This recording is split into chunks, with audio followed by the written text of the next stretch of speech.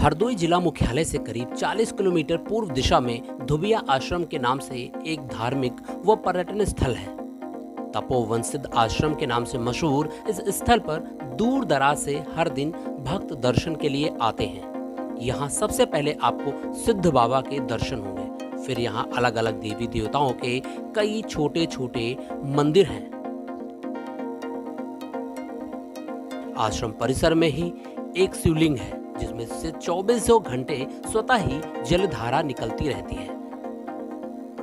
पास ही में गीता भवन है जिसमें अर्जुन को गीता का उपदेश देते भगवान श्री कृष्ण की भव्य प्रतिमा है। यहाँ बने गोलोक धाम की ओर आप बरबसी खींचे चले जाएंगे। यहाँ क्षीर सागर में भगवान श्री कृष्ण शेषनाग पर विराजमान हैं और माता लक्ष्मी उनकी सेवा कर रही हैं। संतों की समाधि भी यहीं पर बनी है। नेपाली बाबा का समाधि स्थल भी यहीं पर है जिसमें उनकी विशाल प्रतिमा है। इस मंदिर में उनकी प्रतिमा में वो भव्य रूप से बैठे हुए हैं।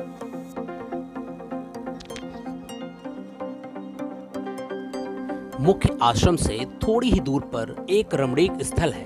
यहाँ पर एक सोता यानी प्राकृतिक जल स्रोत है जिसमें से हर दम पानी निकलता रहता है। ये पानी बेहद स्वच्छ और शीतल होता है। पानी को दो छोटे छोटे कुंडों में बांटा गया है। एक में पीने वाला पानी है और दूसरे में नहाने के लिए, जिसमें नहाने के लिए बड़ी संख्या में रोजाना लोग आते हैं। आश्रम में एक गौशाला भी है जिसमें 8 से 10 गायें रहती हैं। आश्रम की तरफ से इनके खाने पीने का पूरा इंतजाम किया जाता है। हमारा नाम स्वामी नारायणानंद जी है और मैं यहाँ का महंत भी हूँ, संरक्षक भी हूँ और चैरिटेबल ट्रस्ट जो अपना है पंजीकरण सन 1990 से, उसका अध्यक्ष पद भी हमारे पास है। इसमें हमको यहाँ करीब 40 साल हो गए। आश्रम को बोलते हैं धुबिया आश्रम जी। तो सबसे पहले जिज्ञासा जागृत होती है कि धुबिया आश्रम क्यों, इसका नाम ऐसा क्यों पड़ा? ये अपना धौम ऋषि की तपस्थली है ये, और धौम ऋषि से धौम बदलाव होते होते ये धोबिया में परिवर्तित हो गया है। अच्छा, वो धौम्य आश्रम था? जी, धौम्य आश्रम था। धौम्य से धोबिया हो गया। अभी तो यहाँ इस समय दिल्ली, हरियाणा, पंजाब, लखनऊ, कानपुर और अपने क्षेत्रीय 150, 200, 400 किलोमीटर हरदोई, सीतापुर, शाहजहांपुर, लखीमपुर, हर जगह से पर्यटक यहाँ से आता है हर दिन। अगहन शुक्ल पक्ष पंचमी से द्वादशी बहुत बड़ी यज्ञ होती है, विष्णु महायज्ञ गीता जयंती के उपलक्ष्य में, जिसमें भागवत का प्रोग्राम, श्रीमद् भागवत कथा का प्रोग्राम सप्ताह होता है। संतों के द्वारा प्रवचन होते हैं, यज्ञशाला में यज्ञ होती है, रासलीला मंच पे रासलीला होती है और बहुत बड़ा मेला लगता है जो अपने नैमिष के बाद दूसरा नंबर है यहाँ। और जन्माष्टमी के 8 दिन बाद दधी निकालते हैं। ऐसे कई एक प्रोग्राम होते हैं। आगे गुरु पूर्णिमा आ रही है, गुरु पूर्णिमा का प्रोग्राम बहुत बड़ा होता है आषाढ़ी के दिन। कई एक प्रोग्राम होते हैं यहाँ, साल में 12-13 प्रोग्राम हो जाते हैं। नमस्कार, मैं हूँ हरिओम द्विवेदी। आज हम भ्रमण करते हैं, यात्रा करते हैं, जो हम आपके मंदिरों के सीढ़ी चला रहे हैं, आश्रमों के बारे में यूपी के बता रहे हैं। आज हम एक ऐसे स्थान पर पहुँचे जो प्राकृतिक दृष्टि से बहुत ही महत्वपूर्ण है, बेहद ही। आप यहाँ आएंगे यकीनन तो आपको शायद अभी जानकारी ज़्यादा न हो, लेकिन आप जब यहाँ आएंगे तो आपका यहाँ आने का बार बार मन करेगा। लेकिन बशर्ते आने का तरीका यहाँ बदलेगा, क्योंकि आप कभी नहीं चाहेंगे कि वाया रोड आए यहाँ पर, क्योंकि रोड बहुत गड़बड़ है। लेकिन अगर आप इस आश्रम में एक बार आ गए तो आपका यहीं रुकने का मन करेगा, ठहरने का मन करेगा। यहाँ आश्रम में बहुत सारी व्यवस्थाएं हैं, बहुत सारी घूमने के स्थान हैं। क्या कुछ है, हम इस बारे में बाबा जी से बात करते हैं। जैसे हमको बताया धुबिया आश्रम है धौम्य ऋषि के नाम जी। इस जो पर्यटन स्थल है, जो धार्मिक स्थल है, जो सिद्धपीठ है, यहाँ के और क्या खासियत है? यहाँ एक तो बाणगंगा अपने यहाँ निकली हुई है, जो द्वापर में पांडवों के वनवास और अज्ञातवास काल में इन्होंने अज्ञातवास काल जो है कुछ यहाँ व्यतीत किया है, जिसमें पानी का अभाव होने के कारण उन्होंने बाण का प्रयोग करके बाणगंगा का प्रादुर्भाव किया, जो आज भी बराबर स्रोत के रूप में चल रहा पानी। आप ये कह रहे जो यहाँ सोता, यहाँ एक स्रोत है रेगुलर, वो चलता रहता है? बराबर चलते रहते हैं। कई एक स्रोत है। अच्छा, कई स्रोत? जी, कई स्रोत हैं। तो ये आप कह रहे हो कि महाभारत काल से जुड़ा हुआ है? जी, महाभारत काल से जुड़ा हुआ है। अज्ञातवास काल में पांडवों ने यहाँ कुछ समय व्यतीत किया है।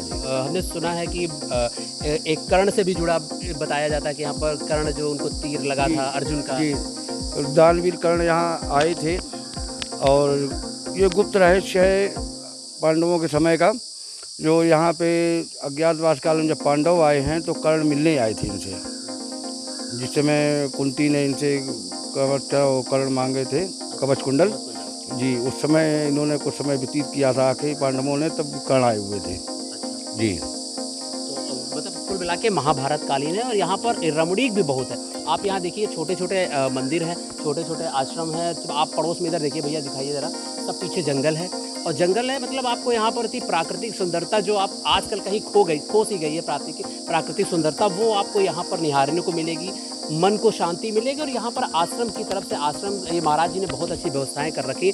अगर आप यहाँ आएंगे तो आपको खाए पिए बिना यहाँ से जाने नहीं देंगे। आपके रुकने ठहरने का जब क्या है व्यवस्था यहाँ पर? रुकने के लिए यहाँ बिल्डिंग अपने डीएम पुलकित खरे साहब ने बनवाई है। अच्छा। और सन 1992 में राजन शुक्ला सीडीओ साहब थे, उन्होंने भी एक हाल बनवा दिया है। रुकने की कोई कमी नहीं है, आप लोग आएँ, सादर आमंत्रित है। और कोई दिक्कत नहीं किसी तरीके, दिक्कत एक ही है केवल रोड की, बाद बाकी कोई दिक्कत नहीं है जी। सड़क के लिए अपने बाबा लोग आते तो बहुत होंगे, सबकी जी बहुत आते हैं, हर जगह से, हरियाणा पंजाब से आदमी आते हैं यहाँ पर्यटक।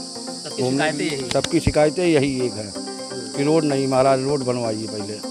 तो कुल मिला के राज्य में बीजेपी की सरकार है, यहाँ के विधायक भी बीजेपी के हैं और सांसद भी बीजेपी के हैं।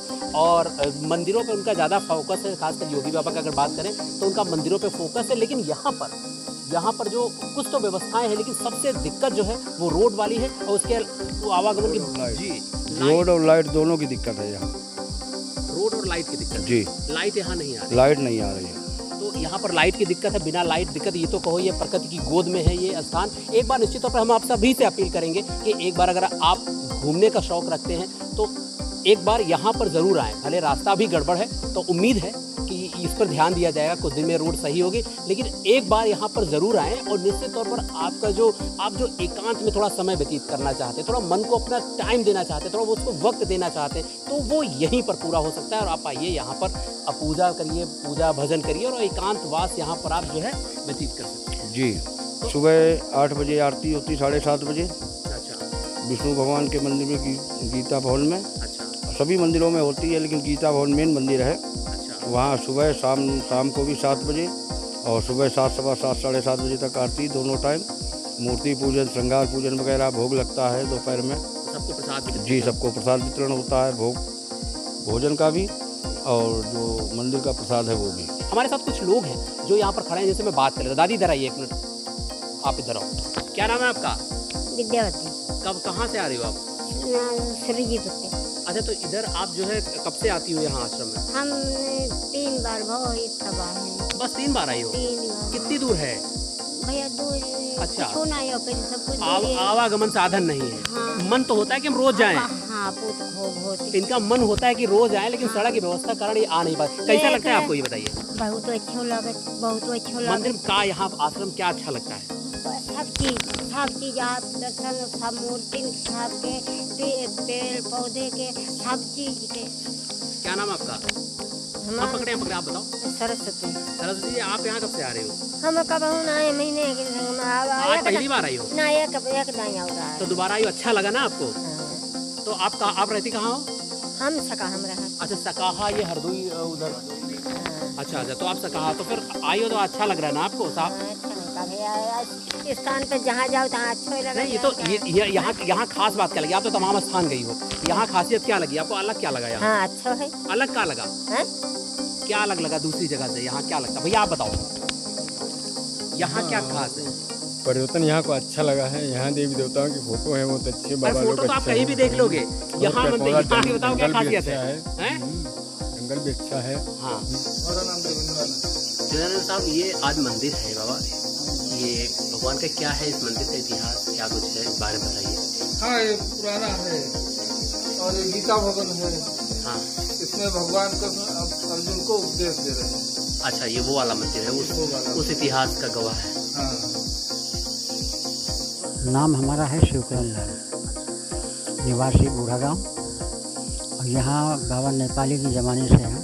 और पहले यहाँ इस आश्रम पे एक उद्यानंद बाबा नाम के थे, वो रहते थे। जो पीपल का सिद्धराव का स्थान है, वहाँ पे एक भोजनाथ था, उसी में वो रहा करते थे। उसके बाद में जब उनका शरीर पूरा हो गया, उसके उसके बाद में फिर ये नेपाली बाबा बहुत कहीं बाहर से आए। ये पहले हमने सुना था कि ये कभी जज थे, हाँ, और किसी की ये फांसी बोल करके कलम तोड़ करके फिर चले आए, फिर ये वहाँ दोबारा गए नहीं। यहाँ इस आश्रम पर उन्होंने अपना निवास किया बहुत दिन। कारीगर बहुत से शिल्पकारी थे अंदर, कोई छोटी मोटी बक्सियाँ होती उनमें रील लगाए करे बैंजो बना लेते, बांसुरी बजा लेते और गा भी लेते, और बिल्कुल लंबे बहुत शरीर के थे, चमक बहुत शरीर में थी।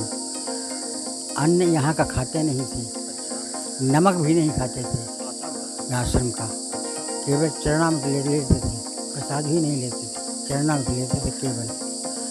और फिर पैसा छूते नहीं थे, नहीं बिल्कुल पैसा छूते नहीं थे, और अपने रिजर्व रहते थे। आप पीपल के पत्ते को वो कीचड़ में गाड़ करके, हाँ नहीं गिरे नहीं, बस तोड़ते चकले पत्ते लंबे लंबे, हाँ तोड़ करके गाड़ देते, फिर झांझा हो जाता जब, तो उसमें राधा कृष्ण की मूर्तियाँ बनाते थे, बहुत सुंदर मूर्तियाँ। अब बहुत इतनी अच्छी लगती थी, पर्दा भी बना लेते थे वो, हाँ, और वो बंसी बजाते थे बहुत सुंदर, हाँ, और सरस्वती जी की वंदना गाते थे वो, बहुत एक ही वंदना गाते थे वो, ऐति जय जय माँ सरस्वती, जय हो बीणा वादिनी, जयति जय जय माँ सरस्वती। ये वंदना वो सरस्वती की एक गाते, फिर हम लोग गाया करते, वो फिर चले जाते, सुनते भी नहीं थे। मेरा नाम अखिलेश कुमार है। मैं बेसिकली हरदोई का ही हूँ। आप यहाँ इस जंगल में क्या कर रहे हैं? मुझे जो बताया गया धोबी आश्रम, इसकी जो प्राकृतिक छटा मुझे यहाँ तक खींच लाई है। हालांकि मैं काफ़ी पर्यटन स्थल यहाँ पे लोकल में जो भी देखे हैं, लेकिन इस स्थल का जब भी जिक्र आता था तो कहीं ना कहीं मन में हमारे एक कौतूहल सा जागता था, और मैं अपने आप को रोक नहीं पाया, और मैं यहाँ पर भागता चला गया। आपको कैसा लग रहा है, आपको यहाँ आके? बिल्कुल, extremely I am very happy, you can say. मैं बहुत प्रसन्न हूँ। मुझे इतना लग रहा है कि क्या फील करेंगे? बिल्कुल एक बार आएँ और देखें प्राकृतिक जो मनोरम दृश्य हैं यहाँ के। अगर वास्तव में आप जो ज़िंदगी की आपाधापी है, उस समय आप आएँ और आश्रम में भी जाएं, इधर भी जाएं, उधर जाएं, लेकिन जो आपका जो नेचुरल जो वाटर रिसोर्स है, हाँ क्या बात है, आप उसका तो जवाब ही नहीं, यकीन मानिए। अगर आप प्रकृति प्रेमी हैं, मुझे लगता है हर एक इंसान प्रकृति प्रेमी है, अगर प्रकृति प्रेमी है और आप बैठेंगे यहाँ पर, आपको इतना आनंद आएगा कि वास्तव में आप अपने आप को धन्य मानेंगे। पैसे तो कोई मैटर ही नहीं है, मैटर होता है आपकी आत्मिक शांति का, आपकी जो माइंड की पीस है, जो मन की शांति है, वो शायद कहीं नहीं मिल सकती, या तो प्रकृति गोद में या तो ईश्वर के सानिध्य में, और दोनों ही मन करता हूँ आएँ और देखें और इसको प्रमोट करें आप। आश्रम परिसर में ही मिठाइयों की दुकान लगती है, जो बहुत ही स्वादिष्ट मिठाई बनाते हैं। स्कूल जाते हो? किस क्लास पढ़ते हो? अच्छा, पढ़ाई के साथ साथ जब पुस्तक पढ़ने का तो मैं यहाँ करते हैं। चंदन बाबू, तो दुकान आपकी रोज़ाना लगती है। आपके भाभी ने पेड़ा खाया ये वाला, बहुत टेस्टी है यार। गुजिया ये जो है कैसे बनाते हो? तो सभी लोग एक ही वैरायटी सबके पास है? एक ही वैरायटी है, मतलब खोया चीनी के अलावा कोई चीज़ नहीं। खोया मतलब खोया चीनी तो डाल रहे हो, चीनी की मात्रा कम है? कमी होगी। हाँ, खोया बेहतर है। अच्छा, तो फिर रोज़ाना आपके जो कस्टमर हैं डेली लगाते हैं दुकान पर मान। आप ये 3 लोग हो, आप 3 लोग की दुकानें मिठाई रोज़ लगती? तीनों दुकानें। अच्छा, आप लोग रहते कहाँ? ठीक है।